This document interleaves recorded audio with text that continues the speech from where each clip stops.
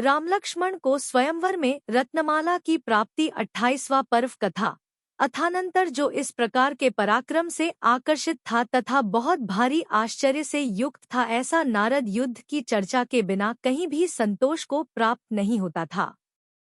उसने समाचार सुना कि समस्त संसार में प्रसिद्ध अपनी सीता नाम की पुत्री उसके पिता राजा जनक ने रामचंद्र के लिए देने की इच्छा की है। समाचार सुनते ही उसने विचार किया कि उस कन्या को देखें तो सही कि वह शुभ लक्षणों से कैसी है, जिससे रामचंद्र के लिए उसका देना निश्चित किया गया है। ऐसा विचार कर नारद उस समय सीता के महल में पहुंचा, जबकि वह एकांत स्थान में कमल की भीतरी कलिका को अपने स्तन तट के समीप करके इस बुद्धि से उसे देख रही थी कि यह मेरी कांति के समान है या नहीं। जिसे सीता के देखने की लालसा थी तथा जिसका हृदय अत्यंत शुद्ध अर्थात निर्विकार था, ऐसा नारद उस समय सीता के महल में ऊपर जा चढ़ा।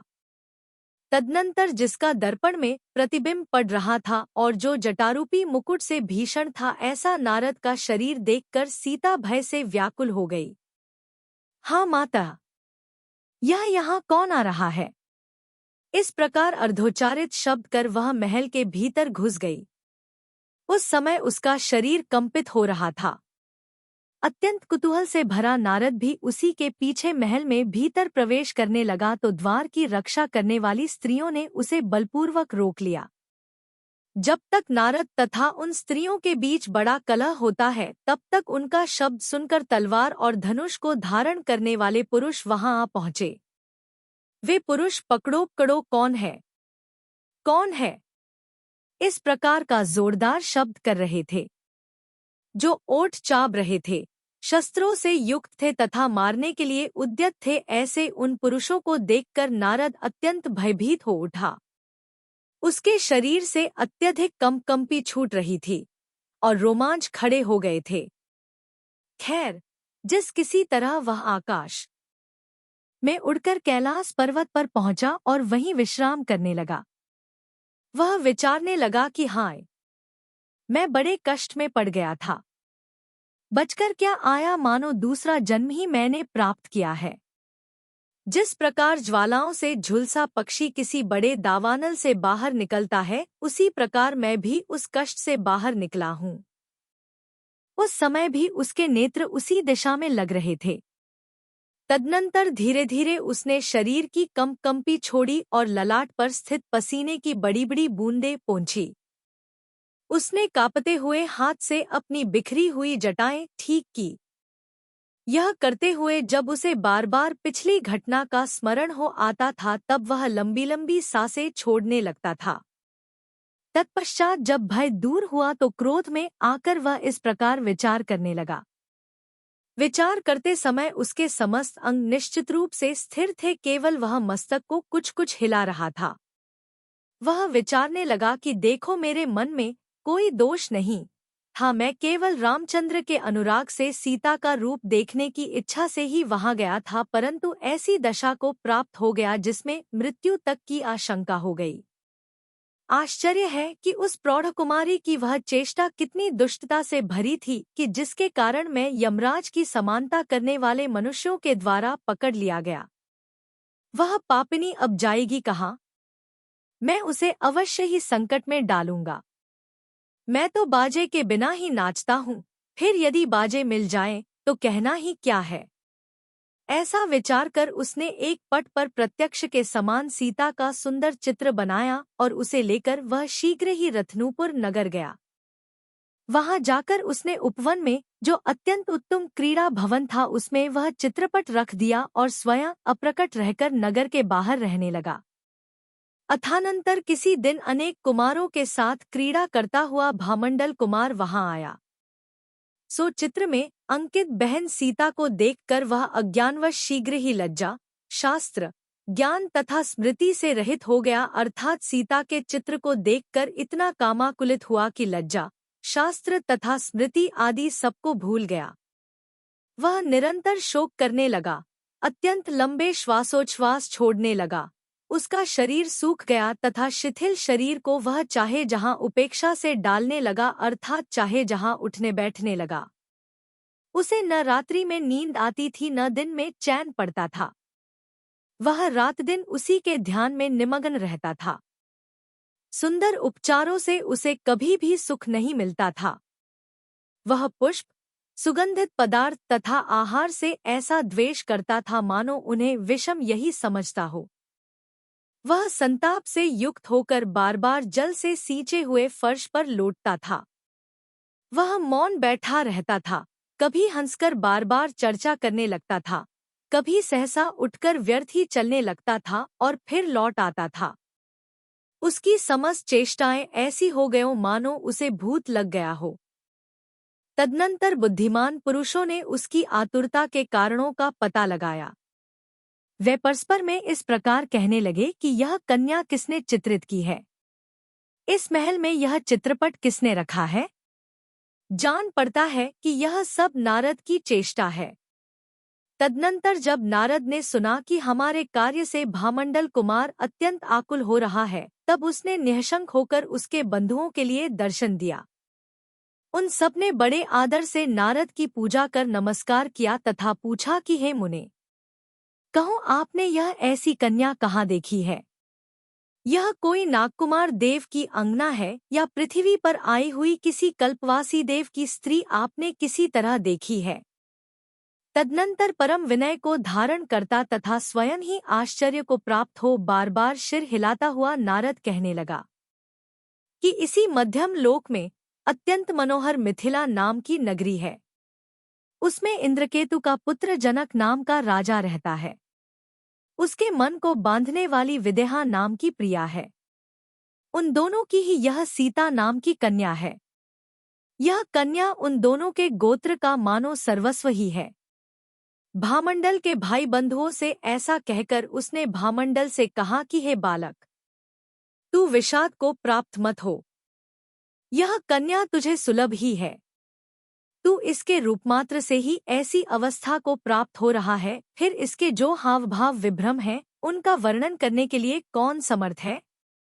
उसने तुम्हारा चित्त आकृष्ट कर लिया, इसमें आश्चर्य ही क्या है? वह तो धर्मध्यान में सुदृढ़ रूप से निबद्ध मुनियों के चित्त को भी आकृष्ट कर सकती है। मैंने चित्रपट में उसका यह केवल आकार मात्र ही अंकित किया है। उसका जो लावण्य है वह तो उसी में है, अन्यत्र सुलभ नहीं है। वह नवयौवन से उत्पन्न कांतिरूपी समुद्र की तरंगों में ऐसी जान पड़ती है मानो स्तनरूपी कलशों के सहारे तैर ही रही हो। कांति से वस्त्र को तिरोहित करने वाले उसके नितंब यदि देखने में आ जावे तो निश्चित ही वह योगियों के मन को भी समूल उखाड़कर फेंक दे। आपको छोड़कर और यह किसके योग्य हो सकती है? इस कार्य में यत्न करो जिससे योग्य समागम प्राप्त हो सके। इतना कहकर नारद तो कृतकृत्य हो इच्छित स्थान पर चला गया, पर इधर भामंडल काम के बाणों से ताड़ित हो इस प्रकार विचार करने लगा कि चूंकि मेरा मन काम से इतना आकुल हो रहा है कि यदि मैं शीघ्र ही इस स्त्री रत्न को नहीं पाता हूँ तो अवश्य ही जीवित नहीं रह सकूंगा। परम कांति को धारण करने वाली यह सुंदरी प्रमदा मेरे हृदय में स्थित है, फिर अग्नि की ज्वाला के समान संताप क्यों कर रही है? सूर्य सिर्फ बाहरी चमड़े को जलाता है पर काम भीतरी भाग को जलाता है। इतने पर भी सूर्य अस्त हो जाता है पर काम कभी अस्त नहीं होता।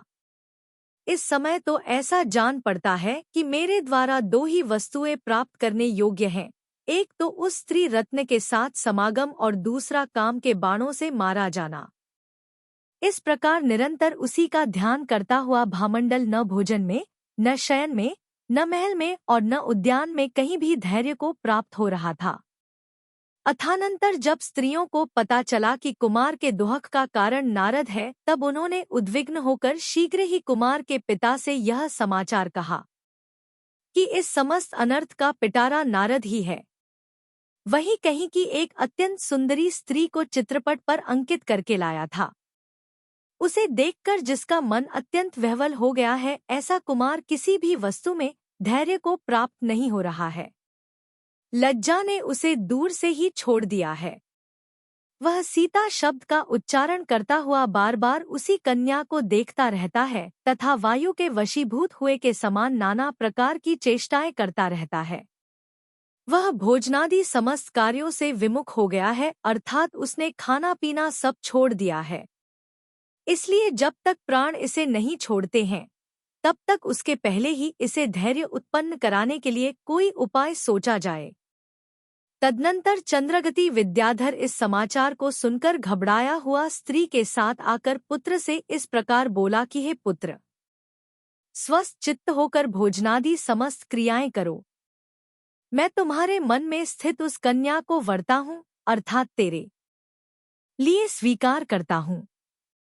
इस प्रकार पुत्र को सांत्वना देकर चंद्रगति विद्याधर हर्ष, विषाद और विस्मय को धारण करता हुआ एकांत में अपनी स्त्री से बोला कि हे आर्ये, विद्याधरों की अनुपम कन्याएं छोड़कर हम लोगों का भूमिगोचरियों से साथ संबंध करना कैसे ठीक हो सकता है।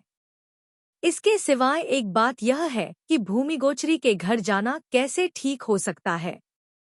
याचना करने पर भी यदि उसने कन्या नहीं दी तो उस समय मुख की क्या कांति होगी।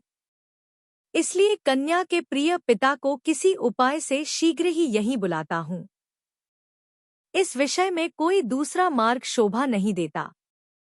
स्त्री ने उत्तर दिया कि हे नाथ, उचित और अनुचित तो आप ही जानते हैं, पर इतना अवश्य कहती हूँ कि आपकी बात मुझे भी अच्छी लगती है। तदनंतर राजा ने चपलवेग नामक भूत्य को आदरपूर्वक बुलाकर उसके कान में सब वृत्तांत सूचित कर दिया। तत्पश्चात स्वामी की आज्ञा से संतुष्ट हुआ चपलवेग शीघ्र ही उस प्रकार मिथिला की ओर चला जिस प्रकार की हर्ष से भरा तरुण हंस सुगंधि से सूचित कमलिनी की ओर चलता है। उसने आकाश से उतरकर सुंदर घोड़े का रूप बनाया और वह गाय, भैंसा, अश्व तथा हाथी आदि पशुओं को भयभीत करने के लिए उद्यत हुआ। वह जिस देश के घात करने में प्रवृत्त होता था उसी ओर से रोने का प्रबल शब्द उठ खड़ा होता था। राजा जनक ने भी जनसमूह से उस घोड़े की चेष्टाएं सुनी ही नहीं, वह हर्ष, उद्वेग और कौतुक से युक्त हो उस घोड़े की चेष्टाएं देखने के लिए नगर से बाहर भी आया और उसने नवयौवन से युक्त उस घोड़े को देखा। वह घोड़ा अत्यंत ऊंचा था, मन को अपनी ओर खींचने वाला था। उसके शरीर में अच्छे अच्छे लक्षण देदीप्यमान हो रहे थे। दक्षिण अंग में महान आवर्त थी, उसका मुख तथा उदर कृश था। वह अत्यंत बलवान था। टापों के अग्रभाग से वह पृथ्वी को ताड़ित कर रहा था। उससे ऐसा जान पड़ता था मानो मृदंग ही बजा रहा हो। साधारण व्यक्ति उस पर चढ़ने में असमर्थ है तथा उसका नथना कंपित हो रहा था। तदनंतर विशद हर्ष को धारण करने वाले राजा जनक ने बार बार उपस्थित लोगों से कहा कि मालूम किया जाए कि यह किसका घोड़ा बंधन मुक्त हो गया है। तत्पश्चात प्रिय वचन कहने में जिनका चित्त उत्कंठित हो रहा था ऐसे ब्राह्मणों ने कहा कि हे राजन, इस घोड़े के समान कोई दूसरा घोड़ा नहीं है। यहाँ की बात जाने दीजिए, समस्त पृथ्वी में जितने राजा हैं उनमें किसी के ऐसा घोड़ा नहीं होगा। अथवा हे राजन, आपने भी इतने समय तक क्या कभी ऐसा घोड़ा देखा? हम तो समझते हैं कि सूर्य के रथ में भी इस घोड़े की समानता करने वाला घोड़ा नहीं होगा। ऐसा जान पड़ता है कि परम तपस्या करने वाले आपको लक्ष्य कर ही विधाता ने यह घोड़ा बनाया है। सो हे प्रभो, इसे आप स्वीकार करो। तदनंतर उस विनयवान घोड़े को दोहरी रस्सी से बांधकर घुड़साल में ले जाया गया। उस समय उसका शरीर केशर के विलेपन से गीला हो रहा था और उस पर सुंदर चमर हिल रहे थे। घुड़साल में निरंतर योग्य उपचारों से इसकी सेवा होती थी। इस तरह जिस दिन से घोड़ा पकड़कर लाया गया था उस दिन से 1 मास का समय व्यतीत हो गया। इस बीच में वन के एक कर्मचारी ने नमस्कार कर राजा जनक से निवेदन किया कि हे नाथ, अपने देश में हाथी कैसे पकड़ा जाता है यह देखिए। तदनंतर प्रसन्नता से भरे राजा जनक उत्तुंग गजराज पर सवार होकर चले। वन का कर्मचारी उन्हें मार्ग बताता जाता था। इस तरह राजा जनक किसी बड़े वन में प्रविष्ट हुए। वहां उन्होंने सरोवर के दूसरी और दुर्गम स्थान में खड़े हुए उत्तम हाथी को देखकर सारथी से कहा कि शीघ्र ही किसी वेगशाली घोड़े को लाओ। कहने की देर थी कि जिसका शरीर फड़क रहा था ऐसा वह मायामय घोड़ा लाकर राजा जनक के समीप खड़ा कर दिया गया। राजा जनक उस पर सवार हुए नहीं कि वह घोड़ा उन्हें लेकर आकाश में उड़ गया। यह देख जो सहसा भयभीत हो गए थे तथा जिनमें चित्त आश्चर्य से व्याप्त हो रहे थे, ऐसे अन्य राजा लोग हाहाकार करके बहुत भारी शोक को धारण करते हुए वापस लौट आए। अथानंतर मन के समान जिसका कोई निवारण नहीं कर सकता था, ऐसा वह घोड़ा अनेक नदी, पहाड़, देश और पर्वतों को लांघता हुआ आगे बढ़ता गया। तदनंतर पास ही में एक ऊंचा उज्ज्वल भवन देखकर राजा जनक एक महावृक्ष की शाखा में मजबूती से झूम गए। तदनंतर वृक्ष से नीचे उतरकर उन्होंने आश्चर्यचकित हो कुछ देर तक विश्राम किया, फिर पैरों से पैदल चलते हुए कुछ दूर गए। वहां उन्होंने अत्यंत ऊंचा सुवर्णमय कोट और उत्तमोत्तम रत्नों से युक्त तोरण से समुद्भासित गोपुर देखा। लताओं के समूह से युक्त, फल और फूलों से समृद्ध तथा नाना प्रकार के पक्षियों से सुशोभित वृक्षों को नाना जातियां देखीं, जिनके शिखर संध्या के बादलों के समान सुशोभित थे, जो गोलाकार में स्थित थे तथा जो भवनों के राजा अर्थात राजभवन की बड़ी तत्परता से सेवा करते हुए के समान जान पड़ते थे, ऐसे महलों को भी उन्होंने देखा। तदनंतर अतिशय चतुर राजा जनक ने दाहिने हाथ में तलवार लेकर सिंह के समान निःशंक हो गोपुर में प्रवेश किया। वहां जाकर उन्होंने जहां तहां फैले हुए रंग बिरंगे अनेक प्रकार के फूल देखे, जिनकी सीढ़ियां मणि और स्वर्ण की बनी हुई थी तथा जिनमें स्फटिक के समान स्वच्छ जल भरा था। ऐसी बावड़ियां देखी जिन्हें देखकर आनंद उत्पन्न होता था, जिनकी बहुत भारी सुगंधी दूर दूर तक फैल रही थी, जिनके पल्लवों के समूह हिल रहे थे और जहां भ्रमर संगीत कर रहे थे, ऐसे कुंद पुष्पों के विशाल मंडप भी उन्होंने देखे। तदनंतर राजा जनक ने खुले हुए अत्यंत सुंदर स्वच्छ नेत्र से माधवी लताओं की ऊंची जाली के बीच झांक कर एक ऐसा सुंदर मंदिर देखा जो मोतियों की जाली से सुशोभित रत्नमय झरोखों से युक्त था, जो सुवर्ण निर्मित हजारों बड़े बड़े खंभे धारण कर रहा था, नाना प्रकार के रूप से व्याप्त था, मेरु की शिखर के समान जिसकी प्रभा थी और जिसकी महापीठ भूमिका वज्रनिवद्ध के समान अत्यंत मजबूत थी। उसे देखकर वे विचार करने लगे कि क्या यह आकाश से गिरा हुआ विमान है अथवा दैत्यों के द्वारा हरण किया हुआ इंद्र का क्रीड़ागृह है, अथवा किसी कारणवश सूर्य को किरणों से जिसके खंड हो गए थे ऐसा पाताल से निकला हुआ नागेंद्र का भवन है। अहो, उस भले घोड़े ने मेरा बड़ा उपकार किया जिससे मैं इस अदृष्टपूर्व सुंदर मंदिर को देख सका। ऐसा विचार करते हुए राजा जनक ने उस मनोहर मंदिर में प्रवेश किया और वहां जाकर जिनेंद्र भगवान के दर्शन किए, जिन दर्शन के प्रभाव से उनका मुखकमल खिल उठा था। मंदिर में विराजमान जिनेंद्रदेव अग्नि की शिखा के समान गौर वर्ण थे, उनका मुख पूर्ण चंद्रमा के समान था, वे पद्मासन से विराजमान थे, बहुत ऊंचे थे, जटारूपी मुकुट को धारण किए हुए थे, 8 प्रातिहार्यों से युक्त थे, स्वर्ण कमलों से उनकी पूजा की गई थी, नाना प्रकार के रत्नों से उनको कांति बढ़ रही थी और वे ऊंचे सिंहासन पर विराजमान थे। तदनंतर जिसके शरीर में रोमांच उठ रहे थे, ऐसे राजा जनक ने हाथ जोड़कर मस्तक से लगाए और बड़ी सावधानी से जिनेंद्रदेव को नमस्कार किया। नमस्कार करते करते उसकी भक्ति इतनी अधिक बढ़ी कि वह उसके अतिरेक से मूर्छित हो गया। क्षण भर के बाद पुनः चेतना प्राप्त कर उसने सुंदर सुसंस्कृत स्तुति की। तदनंतर वह परम आश्चर्य को धारण करता हुआ निःशंक हो वहीं बैठ गया। इधर चपलवेग नाम का विद्याधर जो घोड़े का रूप धरकर जनक को हर ले गया था, अपने कार्य में सफल हो बड़ा प्रसन्न हुआ तथा शीघ्रता से सब माया समेटकर तथा खड्गधारी विद्याधर बनकर रत्नूपुर नगर पहुंचा।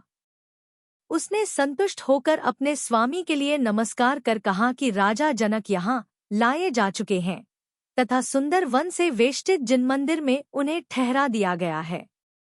राजा जनक को आया जानकर चंद्रगति परम हर्ष को प्राप्त हुआ। तदनंतर उदार चित्त को धारण करने वाला एवं नाना वाहनों से युक्त चंद्रगति आप्त वर्ग के साथ पूजा की उत्तमोत्तम सामग्री लेकर मनोर्थरूपी रथ पर सवार हो जिन मंदिर गया, जिसमें तुरही और शंखों का विशाल शब्द हो रहा था। ऐसी उस देदीप्यमान बड़ी भारी सेना को आती देख जनक कुछ भयभीत हुआ। तदनंतर उसमें सिंह, हाथी, शार्दूल, नाग तथा हंस आदि नाना वाहनों पर स्थित पुरुषों के मध्य में एक विमान देखा। उसे देखकर वह विचार करने लगा कि निश्चय ही वे विद्याधर हैं, जो कि विद्यार्थ पर्वत पर वास करते हैं। इस सेना के बीच में अपने विमान में बैठा हुआ जो कांतिमा पुरुष शोभित हो रहा है, वह विद्याधरों का राजा है। राजा जनक इस प्रकार को चिंता में तत्पर थे ही कि हर्ष से भरा तथा नम्रीभूत शरीर को धारण करने वाला वह चंद्रगति जिन मंदिर में आ पहुंचा, जिसका परिग्रह कुछ तो भीम अर्थात भय उत्पन्न करने वाला था और कुछ सौम्य अध्यात्म शांति उत्पन्न करने वाला। ऐसे दैत्यराज को आया देख कुछ ध्यान करता हुआ राजा जनक जिनराज के सिंहासन के नीचे बैठ गया। राजा चंद्रगति ने भी भक्तिवश उत्तम पूजा कर तथा विधिपूर्वक प्रणाम कर जिनेंद्र देव की उत्तम स्तुति की और प्रिया के समान जिसका स्वर अत्यंत सुखकारी था, ऐसी वीणा को गोद में रख बड़ी भावना से युक्त हो जिनराज का गुणगान करने लगा। गुणगान करते समय उसने कहा कि जो तीनों लोकों के लिए वर देने वाले हैं, अतिशय पूर्ण पूजा के करने में चित्त धारण करने वाले मनुष्य जिनकी सदा स्तुति करते हैं, इंद्रादि श्रेष्ठ देव जिन्हें नमस्कार करते हैं तथा जो अक्षय विनाशी सुख के धारक हैं, ऐसे जिनेंद्र देव को हे भव्यजन सदा प्रणाम करो। हे सत्पुरुषों, तुम उन ऋषभ देव भगवान को मन से वचन से सिर झुकाकर सदा नमस्कार करो, जो कि उत्कृष्ट लक्ष्मी से युक्त हैं, वर देने वाले हैं, श्रेष्ठ हैं, अविनाशी हैं और उत्तम ज्ञान से युक्त हैं तथा जिन्हें नमस्कार करने से समस्त पाप विनष्ट हो जाते हैं। तुम उन जिनेंद्र भगवान को नमस्कार करो जो कि अतिशयों से उत्कृष्ट हैं, जिन्होंने पाप को नष्ट कर दिया है, जो परम सिद्धक्ति को प्राप्त हो चुके हैं, समस्त सुर और असुर जिनके चरणों की पूजा करते हैं तथा जिन्होंने क्रोधरूपी महाशत्रु को पराजित कर दिया है। मैं भक्तिपूर्वक बड़ी सावधानी से उन जिनेंद्र भगवान की स्तुति करता हूँ कि जिनका शरीर उत्तम लक्षणों से युक्त है, जिन्होंने समस्त मनुष्यों के समूह को नम्रीभूत कर दिया है और जिन्हें नमस्कार करने मात्र से भक्तों का भय नष्ट हो जाता है। हे भव्यजन, तुम उन जिनेंद्र देव को प्रणाम करो कि जो अनुपम गुणों को धारण करने वाले हैं, जिनका शरीर उपमार्हित है, जिन्होंने संसार रूपी समस्त कुचेष्टाओं को नष्ट कर दिया है, जो कलिकाल के पापरूपी सघन पट को दूर करने में समर्थ हैं तथा जो अतिशयों से पवित्र हैं अथवा अत्यंत पवित्र हैं। तदनंतर दैत्यराज के इस प्रकार गाने पर सुंदर शरीर को धारण करने वाला राजा जनक भय छोड़ जिनेंद्र देव के सिंहासन के नीचे से बाहर निकल आया। उसे देख जिसका मन कुछ विचलित हो गया था, ऐसा चंद्रगति बोला कि आप कौन हैं, जो इस निर्जन स्थान में जिनालय के बीच रहते हैं? आप नागकुमार देवों के स्वामी हैं या विद्याधरों के अधिपति हैं, अथवा किस नाम को धारण करने वाले हैं और यहाँ कहाँ से आए हैं? हे मित्र, यह सब मुझसे कहो। इसके उत्तर में राजा ने कहा कि विद्याधर राज, मैं मिथिला नगरी से आया हूँ। जनक मेरा नाम है और एक माया में घोड़ा मुझे हर कर लाया है। जनक के इतना कहने पर दोनों के हृदय परस्पर अत्यंत प्रसन्न हुए और दोनों ही एक दूसरे के लिए हाथ जोड़कर सूख से बैठ गए। क्षण भर ठहरकर दोनों ने एक दूसरे के लिए अपना वृत्तांत सुनाया और परस्पर एक दूसरे का सम्मान किया। इस तरह वे परस्पर विश्वास को प्राप्त हुए। तदनंतर बीच में ही बात काटकर चंद्ररती ने कहा कि अहो, मैं बड़ा पुण्यवान हूँ कि जिसने आप मिथिला के राजा का दर्शन किया। हे राजन, मैंने अनेक लोगों के मुख से सुना है कि आपके शुभ लक्षणों से युक्त कन्या है, सो वह कन्या मेरे भामंडल नामक पुत्र के लिए दीजिए। आपके साथ संबंध स्थापित कर मैं अपने आप को परम भाग्यशाली समझूंगा। इसके उत्तर में राजा जनक ने कहा कि हे विद्याधर राज, यह सब हो सकता था, परंतु वह कन्या राजा दशरथ के ज्येष्ठ पुत्र राम के लिए निश्चित की जा चुकी है, अतः विवशता है। मित्र चंद्रगति ने कहा कि वह कन्या राम के लिए किस कारण निश्चित की गई है।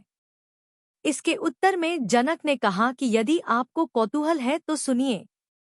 अर्धराक्षसों के समान अत्यंत दुष्ट म्लेच्छों ने मेरी धन, धान्य, गाय, भैंस तथा अनेक रत्न से परिपूर्ण मिथिला नगरी को बाधा पहुंचाना शुरू किया।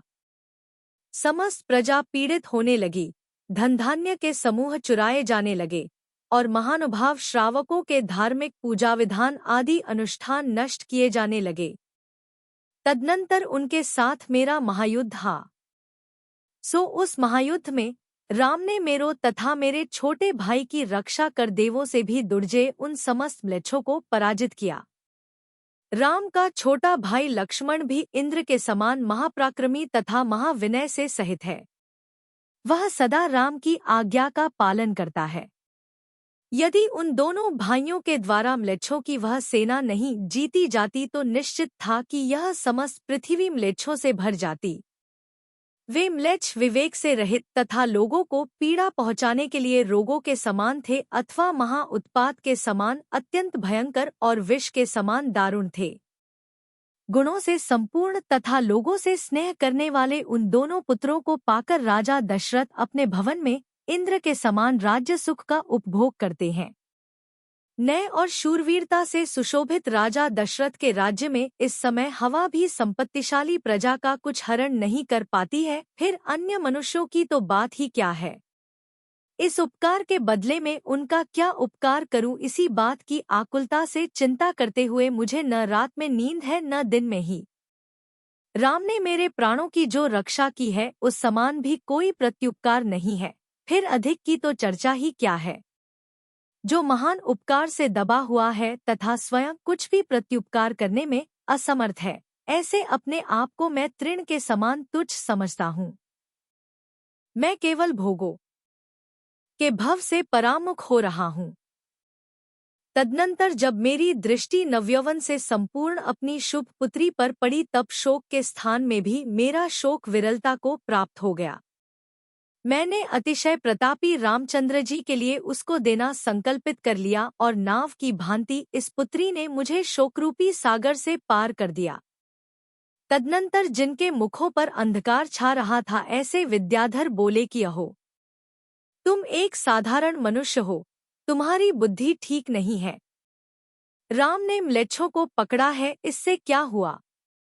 उनको परास्त तो क्षुद्र मनुष्य भी कर सकते हैं, फिर क्यों तुम बुद्धिमान होकर भूमिगोचरियों की परम शक्ति की प्रशंसा कर रहे हो? म्लेच्छों को निकालने मात्र से ही तुम राम की स्तुति कर रहे हो, सो यह उनकी स्तुति नहीं किंतु निंदा है। अहो, यह बड़ी हंसी की बात है। बाल की विषफल में, दरिद्र की बैर आदि तुच्छ फलों में और कौए की सूखे वृक्ष में प्रीति होती है।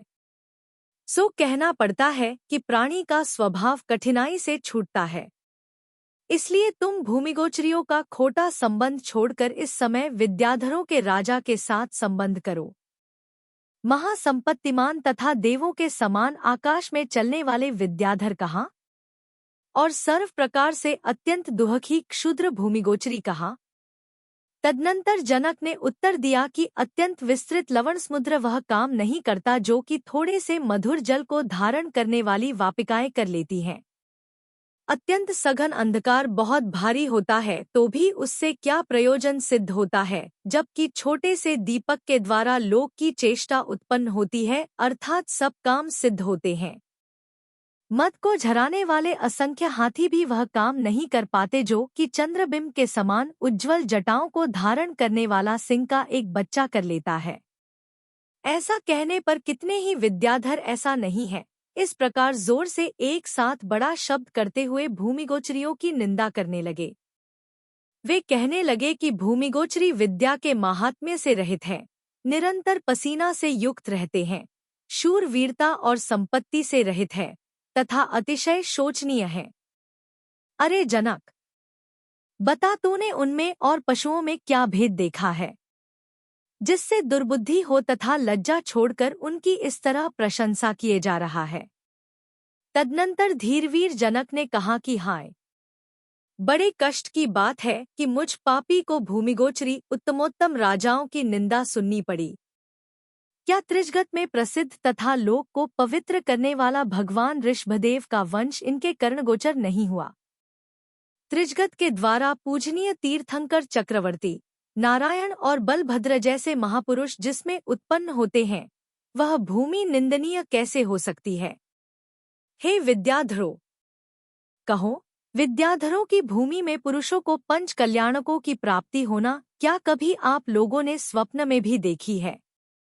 जिनकी उत्पत्ति इक्ष्वाकु वंश में हुई थी, जिन्होंने संसार को गोशपद के समान तुच्छ कर दिखाया, जिन्होंने कभी दूसरे का छत्र नहीं देखा, महारत्नों की समृद्धि जिनके पास थी, इंद्र जिनकी उदार कीर्ति का वर्णन करता था, और जो गणों के सागर थे, ऐसे अनेक कृतकृत्य राजा पृथ्वी पर हो चुके हैं।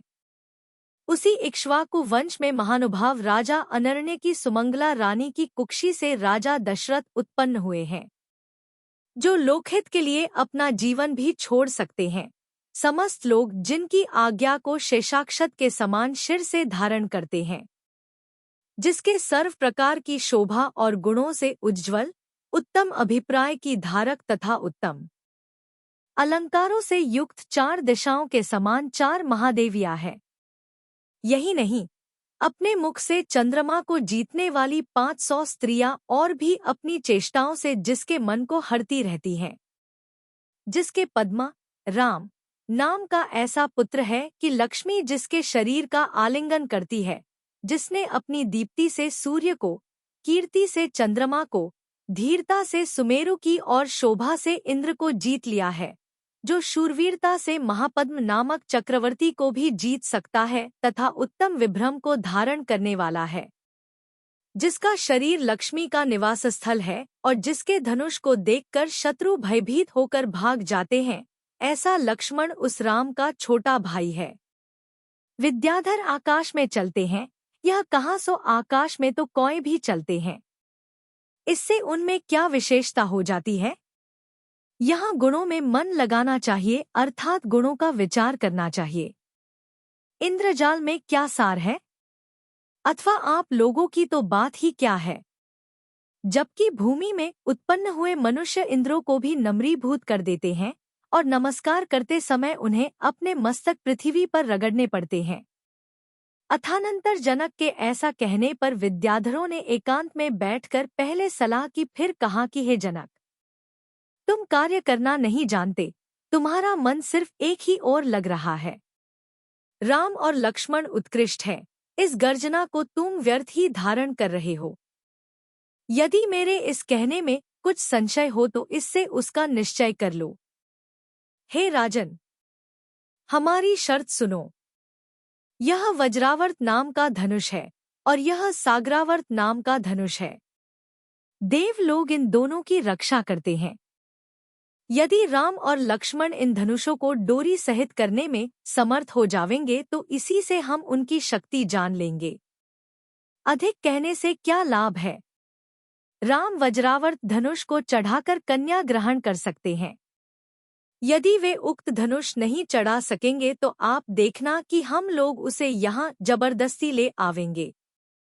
तदनंतर ठीक है, ऐसा कहकर जनक ने विद्याधरों की शर्त स्वीकार तो कर ली, परंतु उन दुर्ग्राह्य धनुषों को देखकर चित्त में वह कुछ आकुलता को प्राप्त हुआ। तदनंतर भावपूर्वक जिनेंद्र भगवान की पूजा और स्तुति कर चुकने के बाद गदा, हल आदि शस्त्रों से युक्त उन दोनों धनुषों की भी पूजा की गई। वे शूरवीर विद्याधर उन धनुषों तथा राजा जनक को लेकर मिथिला की ओर चल पड़े और चंद्रगति विद्याधर भी रत्नूपुर की ओर चल दिया। तदनंतर जिसकी बहुत बड़ी सजावट की गई थी और जिसमें महाजन लोग मंगलाचार से सहित थे, ऐसे अपने भवन में राजा जनक ने प्रवेश किया। प्रवेश करते समय नागरिक जनों ने जनक के अच्छी तरह दर्शन किए थे। बहुत भारी गर्व को धारण करने वाले विद्याधर नगर के बाहर आयोजशाला बनाकर तथा उसी को घेरकर ठहर गए। जिसका शरीर खेदखिन्न था। ऐसे जनक ने कुछ थोड़ा सा भोजन किया और इसके बाद वह चिंता से व्याकुल हो शैया पर पड़ रहा। उत्साह तो उसे था ही नहीं। यद्यपि वहां विनय से भरी उत्तम स्त्रियां हाव भाव दिखाती हुई चंद्रमा की किरणों के समान चमरों से उसे हवा कर रही थी, तथापि वह अत्यंत विषम, उष्ण और लंबे लंबे अत्यधिक श्वास छोड़ रहा था। उसकी यह दशा देख विविध प्रकार के भाव को धारण करती हुई रानी विदेहा ने कहा कि हे कामिन, आप कहाँ गए थे और वहां ऐसी कौन सी कामिनी आपने देखी है जिसके वियोग से इस अवस्था को प्राप्त हुए हो? जान पड़ता है कि वह कोई पामरी स्त्री है अथवा स्त्री के योग्य गुणों से रिक्त है, जो इस तरह काम से संतप्त हुए आप पर दया नहीं करती है। हे नाथ, आप वह स्थान बतलाइए जिससे मैं उसे ले आऊं, क्योंकि आपके दुहक से मुझे तथा समस्त लोगों को दुहक हो रहा है। उत्कृष्ट सौभाग्य के रहते हुए भी उस पाषाण हृदया ने आपको क्यों नहीं चाहा है, जिससे कि आप अत्यंत अधीर हो रहे हैं। उठिए और राजाओं के योग्य समस्त क्रियाओं का सेवन कीजिए। यदि शरीर है तो अनेक इच्छित स्त्रियां हो जावेंगी। विदेहा के ऐसा कहने पर राजा ने प्राणों से भी अधिक प्रिय वल्लभा से कहा कि मेरा चित्त दूसरे ही कारण से खिन्न हो रहा है। उसे इस तरह खेद क्यों पहुंचा रही हो? हे देवी, सुनो, मैं जिस कारण से ऐसी अवस्था को प्राप्त हुआ हूँ, तुम वृत्तांत को जाने बिना इस प्रकार क्यों बोल रही हो? मैं उस मायामय अश्व के द्वारा विद्यार्थ पर्वत पर ले जाया गया था। वहां विद्याधरों के राजा ने मुझे इस शर्त पर छोड़ा है कि यदि राम वज्रावर्त धनुष को डोरों सहित कर देंगे तो यह कन्या उनकी होगी, अन्यथा मेरे पुत्र की होगी। कर्म के प्रभाव से समझो अथवा भय से समझो, बंधन अवस्था को प्राप्त हुए मुझ मंदभाग्य ने उसकी वह शर्त स्वीकार कर ली। समुद्रावर्त नामक दूसरे धनुष के साथ उस धनुष को उग्र विद्याधर ले आए हैं और वह नगर के बाहर स्थित है।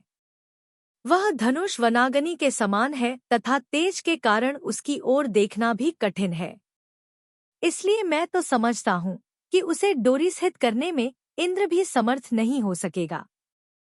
वह ऐसा जान पड़ता है मानो अत्यंत क्रुद्ध यमराज ही हो। बिना खींचे भी वह शब्द करता है और बिना डोरी के भी वह अत्यंत भयंकर है। यदि राम उस धनुष को डोरी सहित नहीं कर सके तो मेरी इस कन्या को विद्याधर लोग अवश्य ही उसी तरह हर कर ले जावेंगे जिस तरह की पक्षी किसी श्रृगाल के मुख से मांस को डली को हर ले जाते हैं।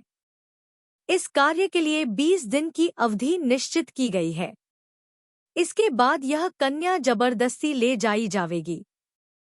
फिर इस बेचारी को हम कहाँ देख सकेंगे? जनक के ऐसा कहते ही विदेहा के नेत्र सहसा आंसुओं से भर गए और इस प्रसंग से उसे अपने अपहृत बालक का स्मरण हो आया। वह अतीत और आगामी शोक के द्वारा दोनों ओर से पीड़ित हो रही थी, इसलिए कुर्री की तरह शब्द करती हुई नेत्रों से जल बरसाने लगी। वहवल चित्त की धारक विदेहा परिजनों के चित्त को अत्यंत द्रवीभूत करती हुई इस प्रकार विलाप करने लगी कि हे नाथ, मैंने दैव का कैसा उल्टा अपकार किया होगा कि जिससे वह पुत्र के द्वारा संतुष्ट नहीं हुआ, अब कन्या को हरने के लिए उद्यत हुआ है। उत्तम चेष्टा को धारण करने वाली यही एक बालिका मेरे और आपके स्नेह का आलंबन है तथा भाई बांधव एवं परिवार के लोगों का प्रेम भाजन है। मैं पापिनी जब तक एक दुहक का अंत नहीं प्राप्त कर पाती हूँ, तब तक दूसरा दुहक आकर उपस्थित हो जाता है। राजा जनक स्वयं शोक से आकुल था, पर जब उसने देखा कि विदेहा शोकरूपी आवर्त में फंसकर करुण रोदन कर रही है, तब उसने जिस किसी तरह अपने आंसू रोककर कहा कि हे प्रिये, तुम्हारा रोना व्यर्थ है। निश्चय से पूर्व जन्म में अर्जित कर्म ही समस्त लोक को नचा रहा है। यही सबसे बड़ा नर्तकाचार्य है। अथवा मेरे निश्चित असावधान रहने पर किसी दुष्ट के द्वारा बालक हरा गया था, पर अब तो मैं सावधान हूँ। देखो मेरी कन्या को हरने के लिए कौन समर्थ है। हे प्रिये, आप तजनों के साथ कार्य का विचार करना चाहिए। इस न्याय को न छोड़ते हुए ही मैंने तुमसे पूछा था। मैं तो जानता हूँ कि यह वस्तु सुख को धारण करने वाली ही होगी। पति के इस प्रकार सारपूर्ण वचनों से जिसे सांत्वना दी गई थी, ऐसी विदेहा बड़े कष्ट से शोक को हल्का कर चुप हो रही। तदनंतर जहां धनुष रखा था उसके समीप ही विशाल भूमि बनाई गई और उसमें स्वयंवर के लिए समस्त राजा बुलाए गए। अयोध्या को भी दूत भेजा गया जिससे राम आदि चारों भाई माता पिता आदि के साथ आए और राजा जनक ने उन सबका सम्मान किया। तदनंतर परम सुंदरी सीता 700 अन्य कन्याओं के साथ महल की सुंदर छत पर बैठी। शूरवीर योद्धा उसे घेरे हुए थे। उस महल के चारों ओर नाना प्रकार की लीला को करते हुए समस्त सामंत बड़े ठाट बाट से अवस्थित थे। तदनंतर अनेक शास्त्रों को जानने वाला तथा हाथ में सुवर्ण की छड़ी धारण करने वाला कंचुकी सीता के सामने खड़ा होकर उच्च स्वर से बोला कि हे राजपुत्री, देखो यह कमल लोचन अयोध्या के अधिपति राजा दशरथ का आद्य पुत्र पद्म राम है। यह लक्ष्मीवान तथा विशाल कांति को धारण करने वाला इसका छोटा भाई लक्ष्मण है। यह बड़ी बड़ी भुजाओं को धारण करने वाला भरत है और यह सुंदर चेष्टाओं को धारण करने वाला शत्रुघ्न है। जिनके हृदय गुणों के सागर हैं, ऐसे इन पुत्रों के द्वारा राजा दशरथ पृथ्वी का पालन करते हैं। इनकी पृथ्वी में भय के समस्त अंकुरों की उत्पत्ति भस्म कर दी गई है। यह अत्यधिक कांति को धारण करने वाला बुद्धिमान हरिवाहन है। यह सुंदर चित्ररथ है।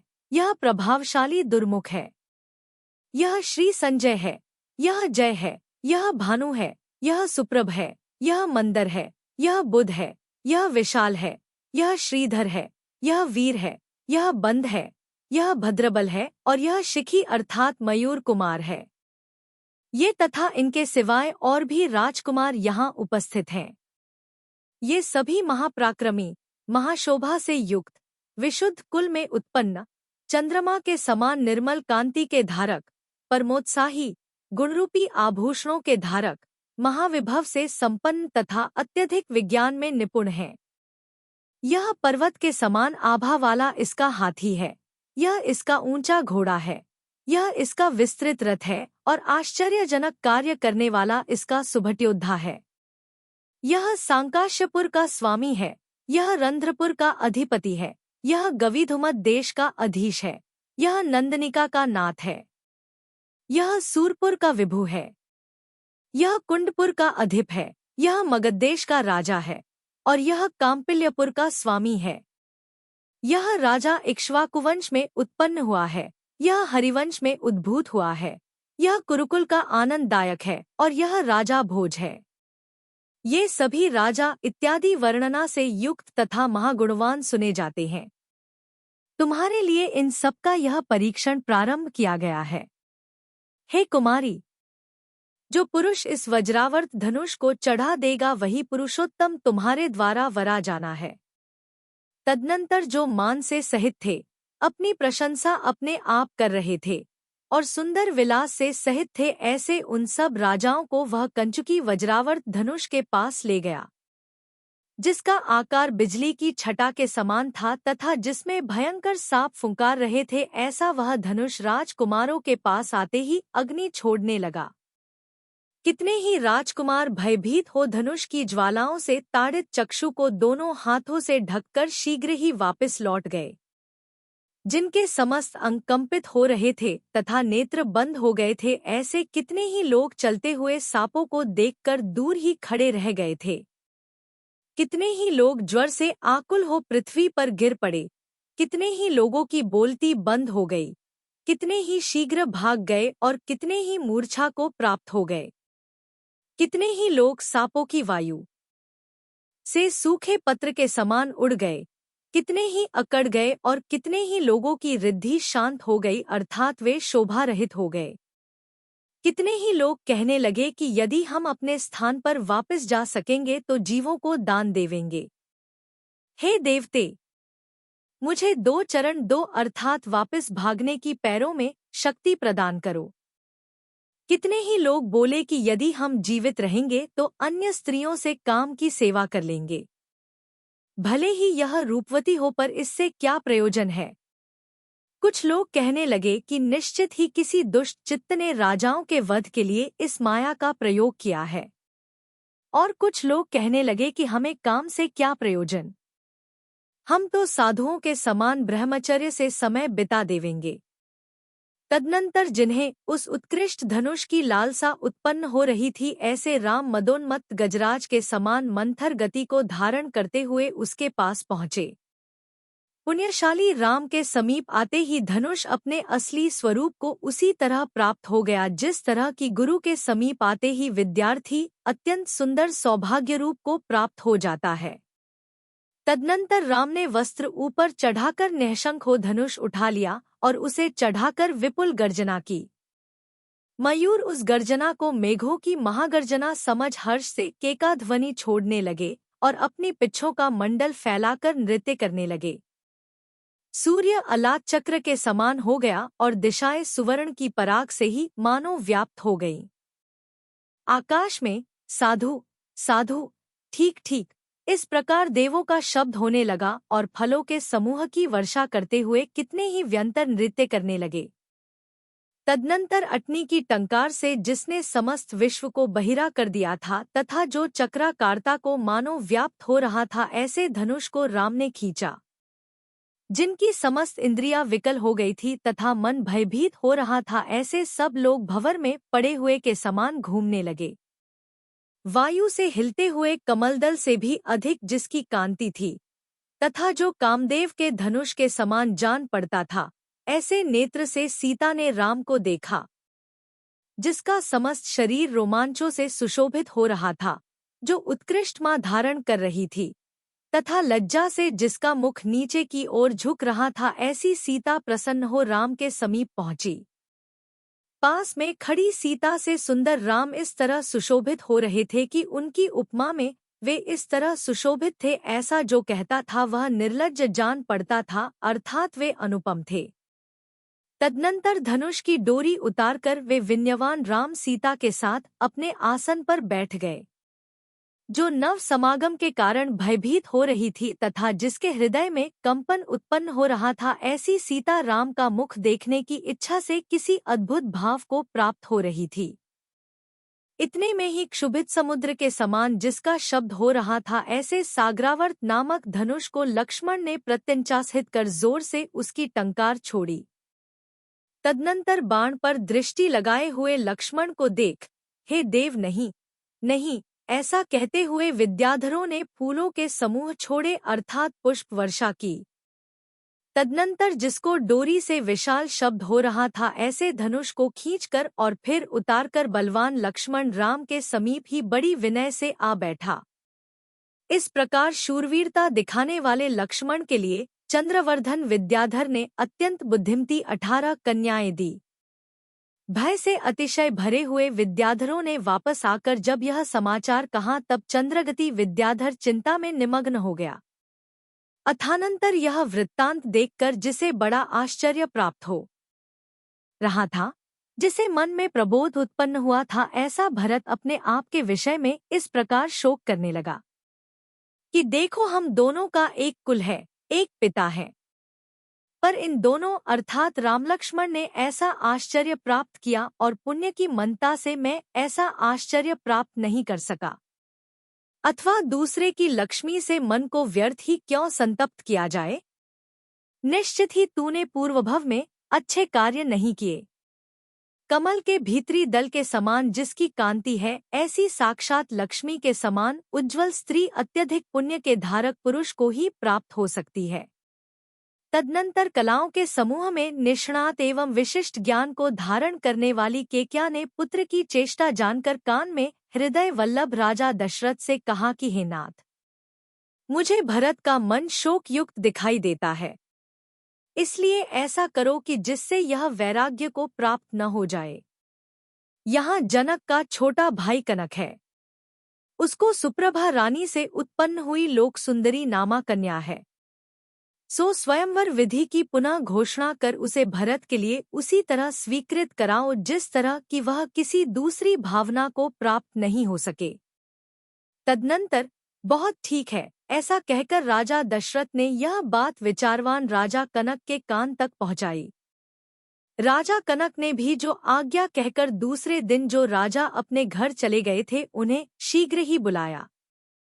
तदनंतर जो यथायोग्य स्थानों पर बैठे हुए राजाओं के मध्य में स्थित था और नक्षत्रों के समूह के मध्य में स्थित चंद्रमा के समान सुशोभित हो रहा था, ऐसे भरत को पुष्प माला धारण करने वाली एवं सुवर्ण के समान कांति से संयुक्त राजा कनक की पुत्री लोकसुंदरी ने उस तरह वरा जिस तरह की उत्तम कांति को धारण करने वाली सुभद्रा ने पहले भरत चक्रवर्ती को वरा था।